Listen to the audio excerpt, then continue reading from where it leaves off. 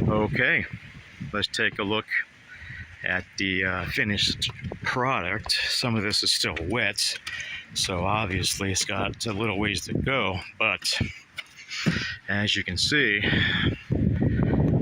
looks like $1,000,000. That's why we call Under Pressure Power Wash LLC. There's a lot of people copying my name, but if you don't talk to me directly, don't forget it.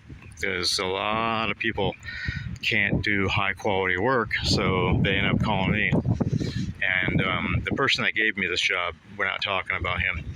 We're talking about others who are taking my name, riding off my coattails, and trying to steal my work and steal my business. Your day is coming, because I have a lawsuit ongoing right now against Google, and a lot of other people might be attached to it. So if you think it's hee hee ha ha, you got a big thing coming, a big wake-up call. But anybody can do their own high quality work. You don't have to steal from me. Anyway, before Christmas, get you